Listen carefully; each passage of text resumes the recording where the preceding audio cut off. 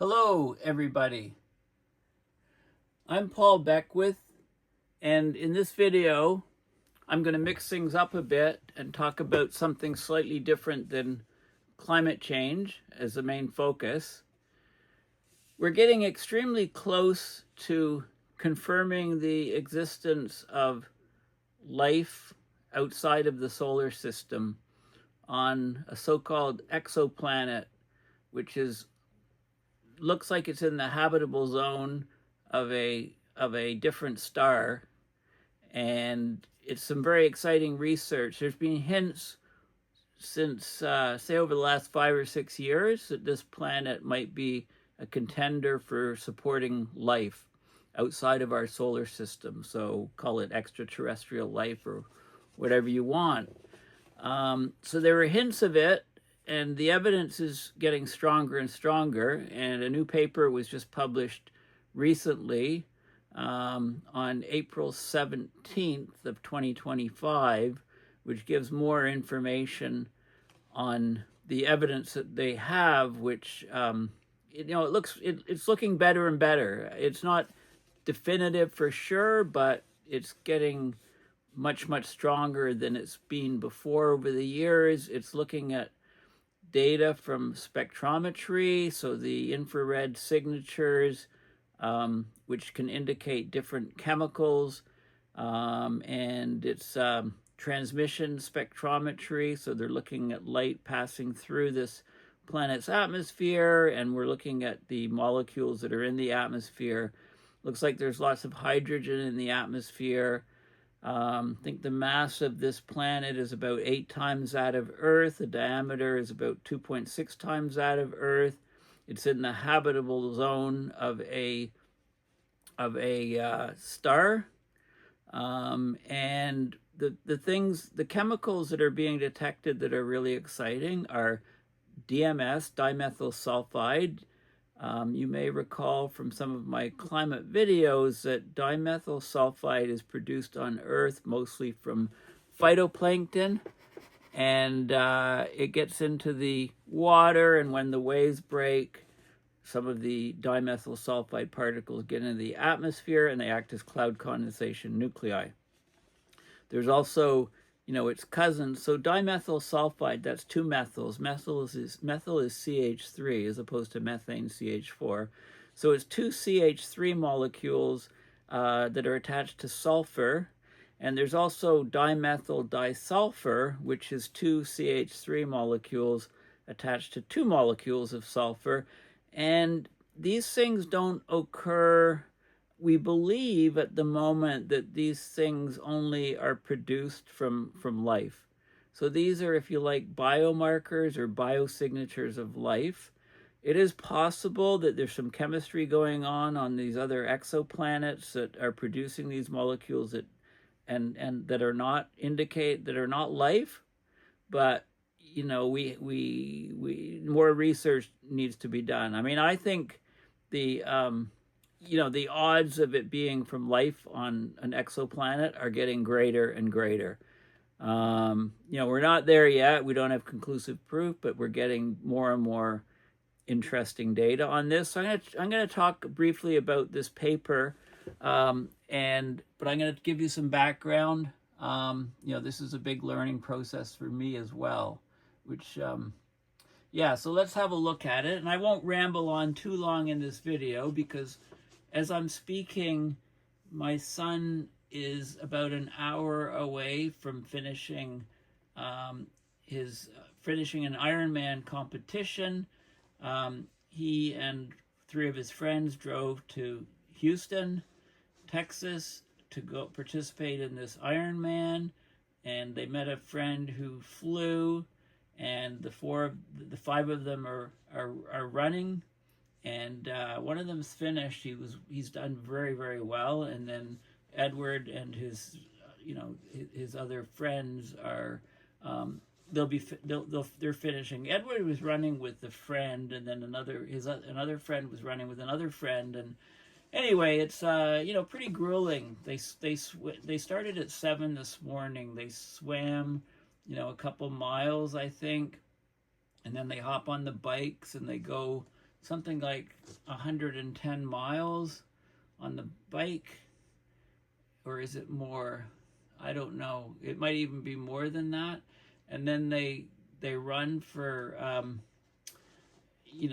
about 26 miles. So he's in the last leg. I think he's right now my son Edward Beckwith. He's got he's in the last stretch of the running part of the Ironman. I'll have to maybe join him for the next one. Maybe I should probably train a little bit if I was to do that. But anyway, yeah, right. Anyway, this is a paper. It's called New Constraints on DMS and DMS. So dimethyl sulfur, dimethyl disulfur in the atmosphere. The planet is called K2-18, and B is an exoplanet orbiting this sun, and the data is from the James Webb Space Telescope, the interferometer, mid-infrared interferometer, I guess MIR, mid-infrared interferometer. Okay, so this just came out. This is a draft version, April 17th, 2025. So let's have a look at some things first before we get into this paper. So the first thing is, this is an image. This is an artist's illustration of the exoplanet, red dwarf, sun, K2-18, and this is K2-18b, what it would look like, an artist's conception. What you can see, it's 8.6 times as massive as Earth, 2.5 times the radius or the diameter, and this is another exoplanet, K2-18c, I believe, shown here, and you can see this is the atmospheric composition of this exoplanet. So this is the amount of light blocked. So it's a transmission spectrometry. And you can see these different peaks. This is 1 micron down up to 5 micron, and the mid-infrared spectrum, the MIR, mid-infrared spectrum, and it's an interferometer. So MIRI is the acronym in the paper. And you can, this is showing methane peaks here, methane peak here, more methane here. There's CO2 in the atmosphere, about 1% CO2, 1% methane in the atmosphere. You can see the CO2 here.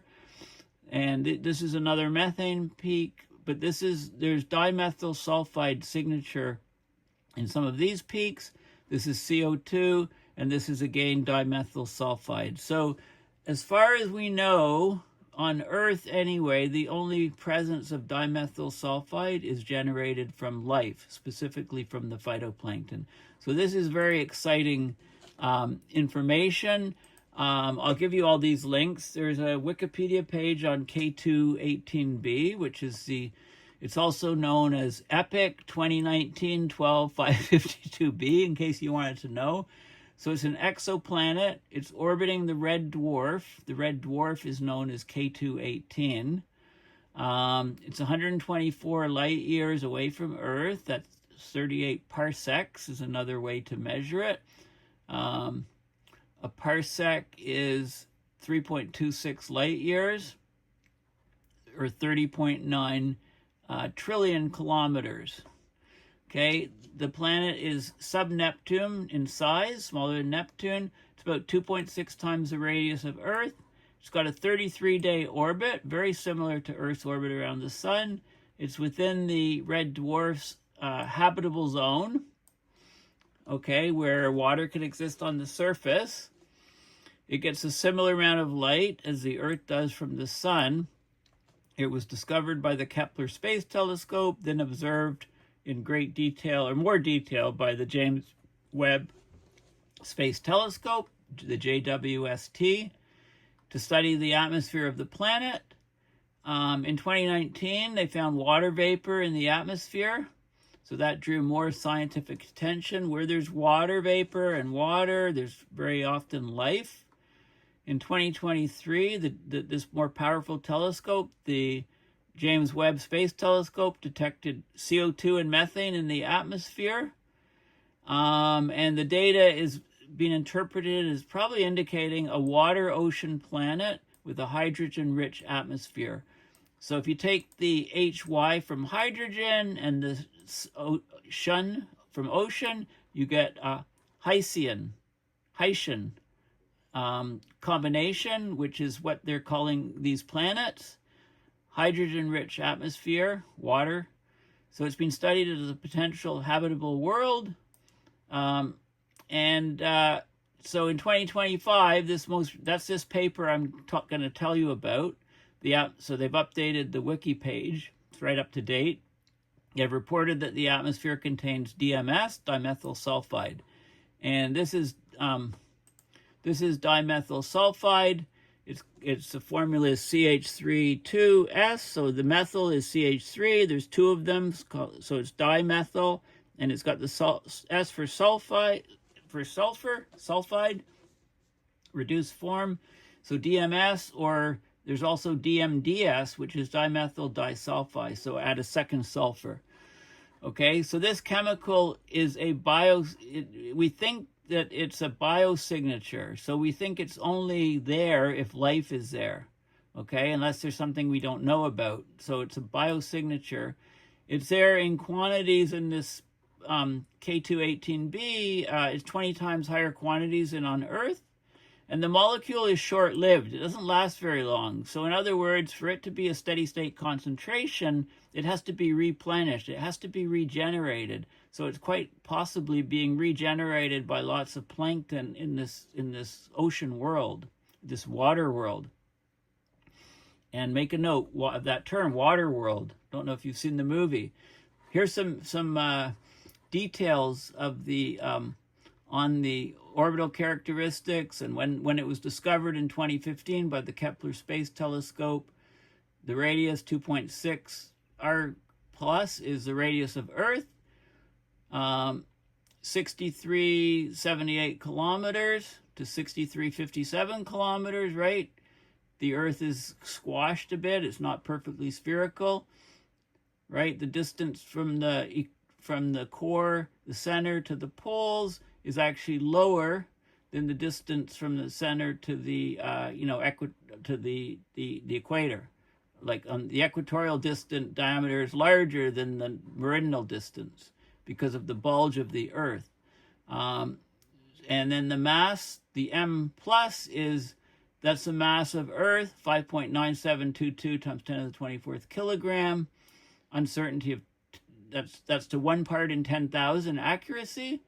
And it's 8.63 masses of Earth. The mean density, it's very possible. Surface gravity, we're 9.8 meters per second squared. It's 12.43. Very, very Earth-like conditions. Even the temperature, -8 plus or minus 5 degrees Celsius, sort of mean temperatures. So they're saying, so basically this is new research. Of course, other scientists are criticizing it, but it's fascinating stuff. I mean, it would be really nice to discover life on other planets before and if we extinguish life on our own planet. It would be kind of nice to know. It would give us some comfort as we're going down into the spiraling depths of oblivion on this planet, to know that there's life elsewhere in the universe. So the star itself, K218, it's an M dwarf. It's in the constellation Leo. So next time you're looking at the stars, find constellation Leo. That's where it is. Leo the lion says grr. And the star is colder and smaller than our sun. Temperature of 3,457 Kelvin. I think our sun's 6,000 or 7,000 Kelvin. Radius, 45% of the sun's. The star is 2.4 plus or minus 0.6 billion years old. It's old enough to have the planets and to have evolution occurring if there is life on the exoplanet. We're not sure if the sun has star spots like our sunspots, because that could create false signals when a planet crosses them. There is an additional planet inside of the orbit. It's K218c, and that may interact with K2-18b through tides. So there might be tidals and tidal forcing and tidal pulling. 80% of all M-dwarf stars have planets in their habitable zones. Yeah, there's lots of more information here on, the planet and possible oceans and, the observations with the Hubble Space Telescope. They first found that it had an atmosphere of hydrogen, and they found the presence of water vapor, very likely. Then more recently found methane, carbon dioxide, each making up about 1% of the atmosphere. And yeah, it's there's little evidence of hazes. There is evidence for water clouds. Could be icy. Could be likely a temperature inversion, so it'll probably have a stratosphere on the planet. So all of these things are making it somewhat Earth-like, right?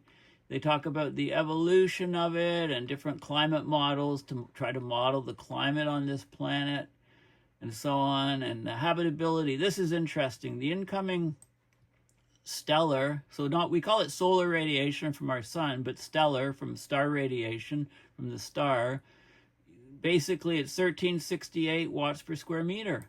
That's very similar to the average insolation on the Earth that the Earth receives.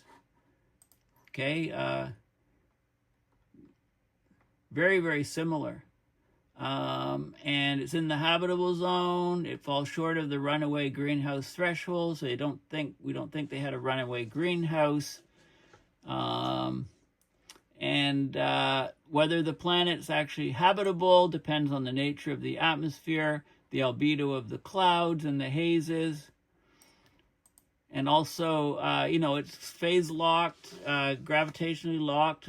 So, it could have a dark side and a light side, and maybe the temperature will be quite different from one to the other.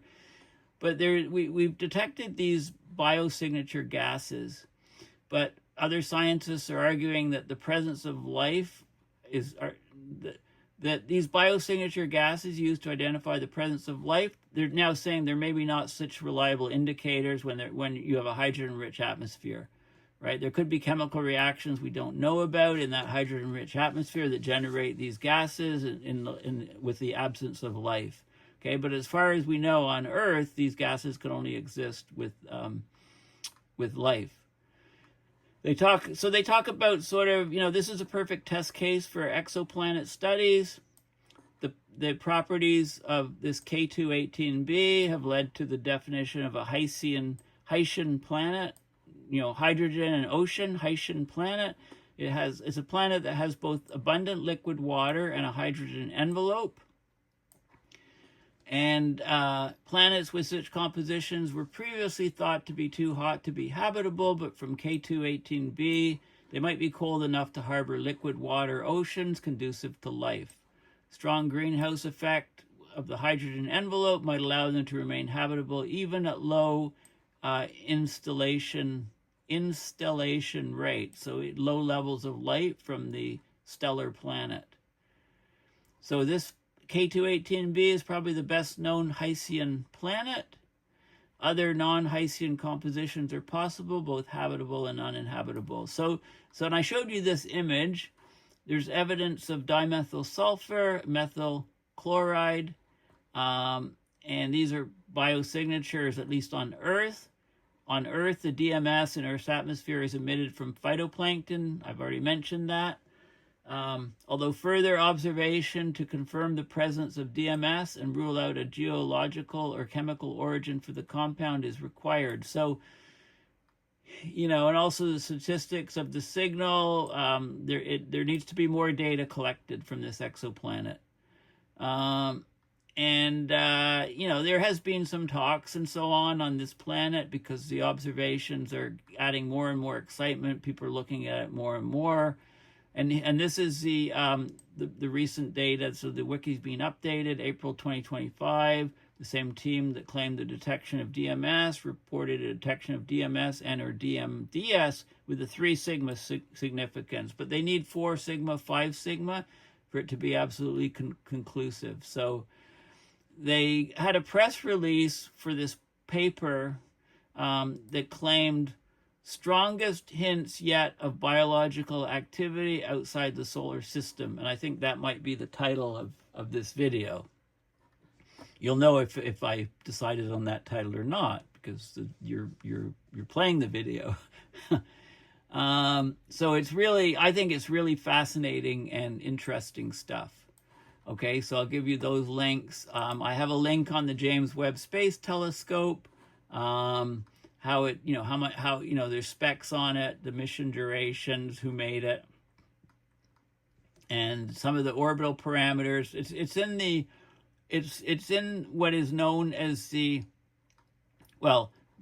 James Webb mirror diameter is 2.7 times larger than the Hubble Space Telescope. It produces images of comparable resolution because it looks at the longer wavelength infrared spectrum, so it can give us a lot of information on chemical signatures of planets. Launched in December 25th, 2021. And they've been showing data from it from 11th of July, 2022. So it talks about the development of it and how it's made and so on. The costs, etc., stuff like that. So it's designed for near infrared astronomy. Right, so it can see the chemistry of, it can identify chemical signatures. It's very important it's up in space because our atmosphere does a lot of things to different wavelengths of light, different absorptions, etc. This is basically the mirror out, the view of the top, the view of the bottom, sun-facing side. So the sun's facing this side, and the mirror is pointing up. It works it's in the Sun-Earth L2 Lagrange point, about 1.5 million kilometers beyond Earth's orbit around the sun. Okay, so let's I thought it was interesting, the idea of these Lagrange points, very interesting. So this is the sun, this is the Earth. There's a bunch of them. There's 5 Lagrange points, and this guy's at L2. Lagrange points are points of equilibrium between. So we've got we got the Earth orbiting the sun, and so right here, this is where gravity is canceled out. The pull from the Earth is the same as the pull from the sun, and there's these other points of stability too. Okay, for any combination of 2 orbital bodies, there's 5 Lagrange points, all in the orbital plane. Okay, so it explains more about these points. Okay, so I thought that was interesting. And we're in L2. There's great information on planetary habitability from the Wikipedia page. The ability of planets in being in habitable zones around stars to, conditions conducive to life, right? It talks about, some of the habitability indicators, biosignatures, and so on, okay? Because this is an ongoing sort of thing, a host star, a classical habitable zone, and then conditions and chemicals on the planet. They talk about the red dwarf stars being suitable hosts for habitable zones, and they talk about different habitable zones, and they actually talk about the metallicity, the composition of the star. It's got to have metals which it can then burn off, right? The bulk of the material in any star is hydrogen and helium, but there's a variation of the heavy elements of metals. And, the metals, smaller metals, makes the formation of planets much less likely under the solar nebula theory of planetary formation. But metallic, high metals in the content of the star make planets much more likely. So the Kepler has released a list of 1235 extrasolar planet candidates, 54 that may be in the habitable zone. 6 of the candidates are smaller than twice the size of Earth. They then talked about the ocean planets, these hycean planets, which I've already mentioned. And it talks about actually this particular, I think it talks about this particular, different other considerations and so on. For it goes into a lot of detail. And it also talks about, I believe it talks about this exoplanet being a very good candidate, like different sizes and different conditions, what makes something habitable or not. You know, they talk about the red dwarfs and so on, the different classes. Like it just goes into loads and loads of details. Looking at probabilities of life on other planets. It's a great site. And then the Hycean planet is, you know, the hycean being a portmanteau. It's hydrogen. The HY is from hydrogen. The Shen is from ocean. So Hycean planet, liquid water oceans, hydrogen atmosphere, the history of it. So it's a very recent term, thought to be common around red dwarf stars. And they talk about K2-18b, evidence, the Joint James Webb Space Telescope. So it's updated and it gives more detail. They specifically talk about this candidate as being one of the candidates, you know, with the highest probability of having life, period of 33 days, very similar to Earth. You know, they talk about the biomarkers, and they do mention some other candidates, and there's Wikipedia pages on most of these other planets. So it's really fascinating stuff. And of course, you know, do we really have a water world there? Well, there's a movie on it, right? Water World, 1995, Kevin Costner. You know, I loved it. I thought it was a great movie. I think it was considered a bit of a flop in the U.S. at the time. Then it took off as sort of a cult movie in Europe, and then, you know, on video and stuff, it became much more popular than the original movie. I thought it was great. There's a whole Wikipedia page on the 1995 film and some of the plot lines and so on. Like the polar ice caps have completely melted, sea levels risen 7,600 meters, 25,000 feet. So it covers nearly all the land. Just the peaks of some of the tallest mountains are sticking up. And there's this guy, the mariner, Costner, a drifter, sailing around the earth on his trimarang. At the time, it was one of the most expensive films ever made, and lots of information about the movie. And I just thought, I'll have to watch it again. There's a scene here where at the beginning, I know the code, but I'll give you this one for free. Nothing's free in water world. So you see these guys with sea-doos, but my favorite scene, and I thought it was the opening scene, but I don't know if it is the opening scene, is this scene here.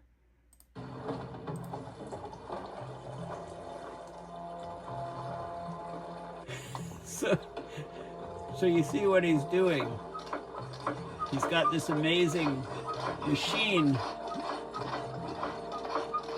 and it can instantly convert his pee into drinking water. It's probably still warm. It goes through the machine so quickly. So there you have it. I just, you know, many people, I guess, would find this scene a bit offensive, perhaps. But anyway, this new $55 wireless not me. It's a great scene. So anyway, really fascinating new paper. You know, about the latest research on K2-18b, the exoplanet.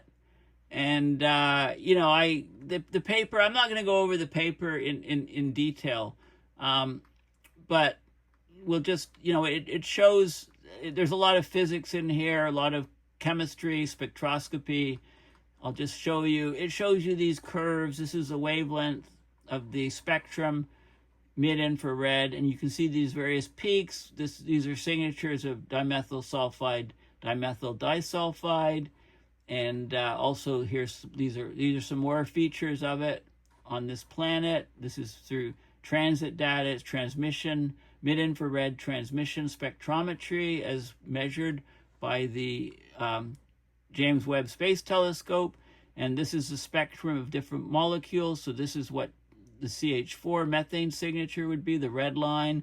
The CO2 is this particular line here. Dimethyl sulfide would be this curve with these peaks, and dimethyl disulfide, adds some peaks here. And because we see all these peaks in the overall combined spectrum, you can break it down and say there's a presence of these different chemicals in the atmosphere of this exoplanet.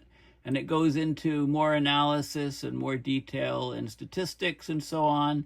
It's at the 3 sigma level, and they say, it needs to be higher in order to be absolutely conclusive, but it's an advance.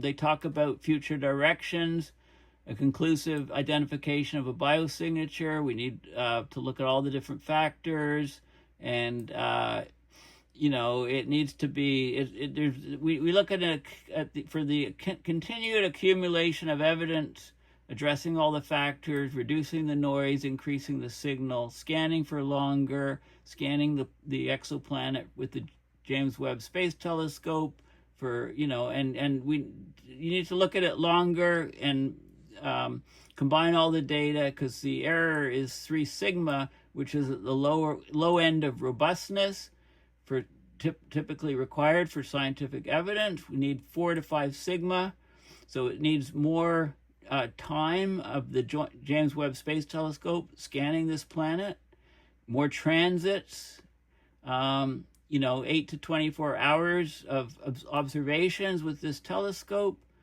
and then they can do more spectroscopy and curve fitting and conclusively find out. And also that will then say, okay, for sure there's DMS and DMDS, but then is there any method in a hydrogen-rich atmospheric planet that these molecules could be created by just chemical reactions as opposed to by life? On Earth, these chemicals are only created by life, specifically phytoplankton in the ocean. So there's a lot of work that needs to be done to absolutely conclusively say that this is life.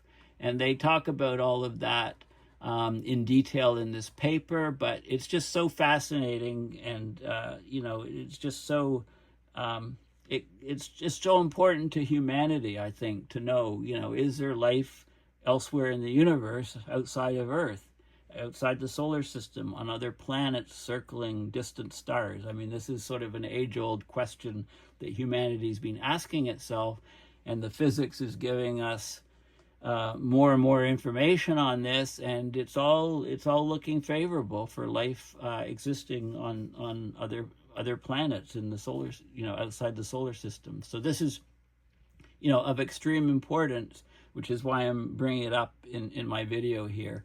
So thanks for listening. Please consider going to my website, paulbeckwith.net, and donating to PayPal to support my research and videos. And if you like some of the slogans, like you can ignore climate change, but it won't ignore you, then you can get it on a T-shirt and obtain it at this store, which my son, the Ironman runner, is set up for me. This store, and I don't want to. I'll end here. I have to get back and track the location of my son Edward as he finishes his Ironman in Houston. So yeah, thanks for listening, and bye for now.